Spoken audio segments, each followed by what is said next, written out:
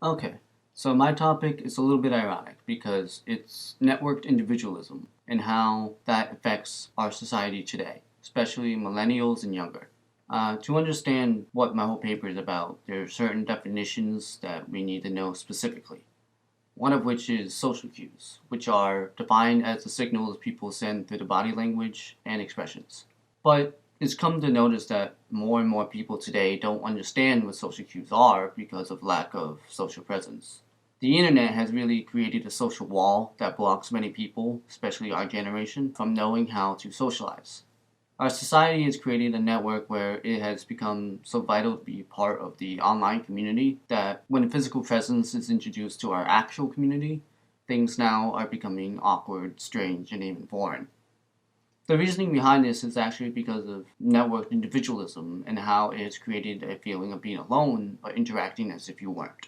Technology may be changing our society for the worse, and at the heart of it would be social media. Since social media does involve socializing, there are a lot of misconceptions and beliefs born out of those social interactions.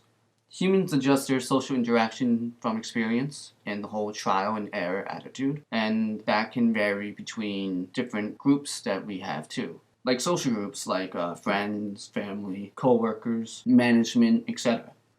The same person was going to act differently with each different social group because each group has a different value.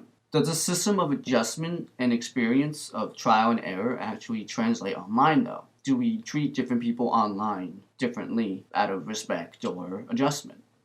The answer is no, or it's increasingly becoming less so because of something called networked individualism that applies to most of us, if not all.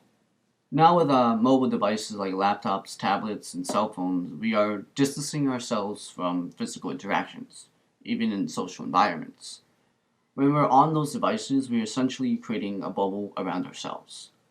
So we can be in a classroom of 20 kids, and if we're on our laptop or on our phone, we're actually not in that classroom anymore. Not psychologically, anyway. If you're not interacting with the environment around you, you're actually not a part of the environment. You're taking yourself out of the equation that way.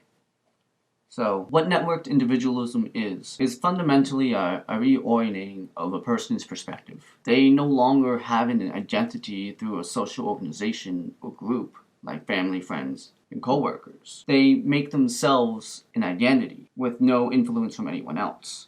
It's an identity as an individual. The result of this is a huge influence on behavior, and performances, and social cues especially, because they see themselves as the central force of their identity. They no longer need to adapt or adjust through trial and error, because now they decide what is appropriate and what isn't, and no longer matters what the other opinion is. Anthony Giddens is quoted in the article Branding the Post-Feminist Self. Essentially, this article expands on what networked individualism is, and certain things are incorporated like that, especially identity. As Anthony Giddens has characterized, individual identity making in modern society, identity is not understood or experienced as organic or static, but rather as a project of self, where the crafting of oneself is a constant dynamic, one that relies on media and other cultural spaces as a way to be self-reflexive, and constantly work to update and evolve the construction of the self.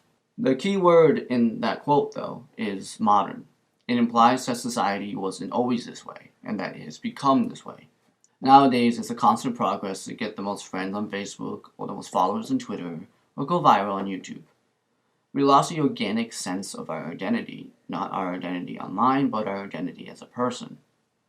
We are constantly focused on evolving or status online while we are actually devolving in person. With that identity crisis comes a social crisis, because we are never apart from the phones or technology. Another amazing speaker that speaks on networked individualism is Sherry Turkle. In her TED Talk, she appropriately called it Connected But Alone. She talks about these social bubbles I mentioned before. And she says, and we even text at funerals. I study this. We remove ourselves from our grief or from our reverie, and we go into our phones. Why does this matter? It matters to me because I think we're setting ourselves up for trouble.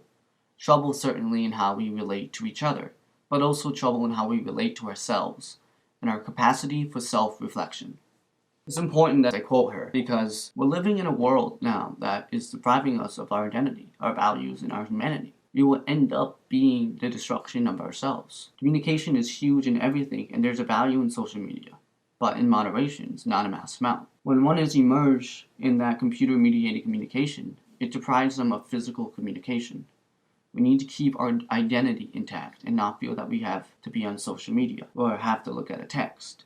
Social media should make things more convenient for us. It shouldn't affect us physically, emotionally, or psychologically. We are in control of our content, and our content is not in control of us.